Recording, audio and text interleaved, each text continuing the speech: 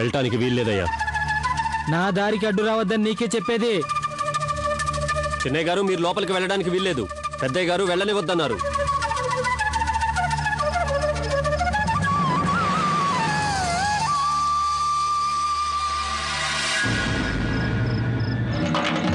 చిన్నయ్య గారు మీరు లోపలికి వెళ్ళడానికి వీల్లేదు. దయచేసి ఆగండి.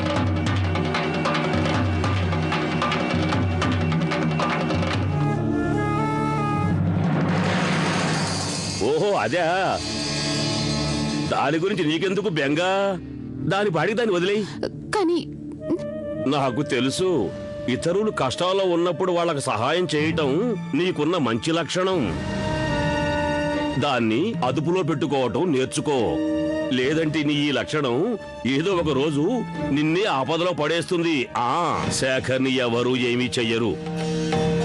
నిన్ను ఇక్కడి కొని తెచ్చాక మొదలైన ఈ నాటకంలో ఇది కూడా ఒక భాగం. ఇదంతా ఓ ప్రదర్శన, దుర్మార్గులు చేస్తున్న తాండవం. నువ్వు లోపలికెళ్ళు. చూడు, నాన్నగారు ఎలా చేయమంటే అలా చేయడానికి నేను సిద్ధంగా లేను. అరే, ఆయన ఇంతకు ముందు నేను కాల్చడానికి సిద్ధపడ్డారు కదా. ఇప్పుడేమో ఆయన చెప్పినట్టు నేను చేయకపోతే, ఆయన మాట కాదన్నానంటే ఇక నాకు ఆయన ఎలాంటి గతి పట్టిస్తారు ఏమో. నేను ఇక్కడే ఉంటాను, నువ్వు వెళ్ళు.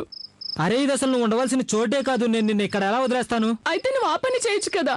మామయ్య గారు చెప్పినట్టు చెయ్యి. తమరి పుత్రరత్నానికి ధైర్యం తక్కువ. ఎంత కోపం వచ్చినా ఊరంతా తిరిగి మళ్ళీ కట్టుకున్న పెళ్ళాం దగ్గరికే వస్తాడు. నువ్వు నా కోసం వేరే పిల్ల ఉందన్నావు కదా, ఏమైందా పిల్ల? అరే, దానికి కూడా ఏదైనా మంచి ముహూర్తం చూస్తున్నావా ఏంటి? ఆశ అంటూ పడ్డాక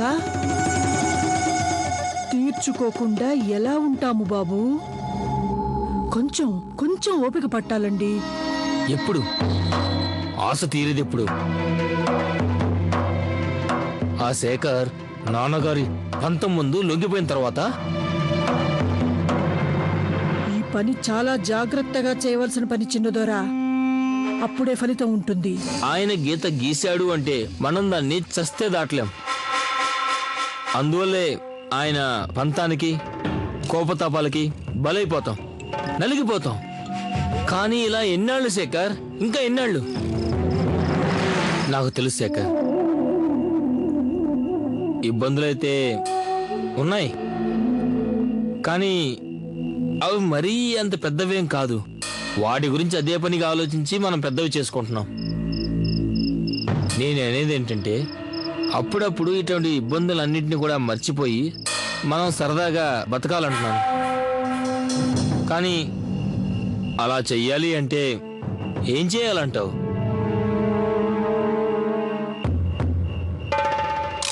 దీని సహాయంతో చేయొచ్చు. నేను నీకంటే పెద్దవాణ్ణి శేఖర్, తప్పుడు సలహా ఇవ్వను. మనసులో చెలరేగే గాలివానలన్నీ ఇది ఒక్క చుక్క లోపలికి వెళ్ళగానే శాంతపడిపోతాయి. ఒకవేళ నీ సమస్యకి దీనివల్ల పరిష్కారం దొరకొచ్చేమో. నాన్నగారి పంతం నుంచి బయటపడే మార్గం కూడా నీకు దొరకొచ్చు.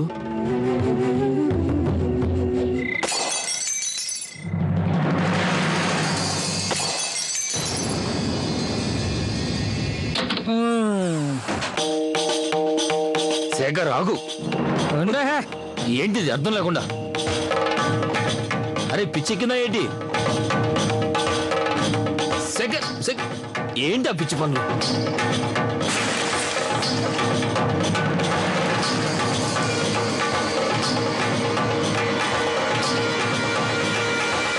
శేఖర్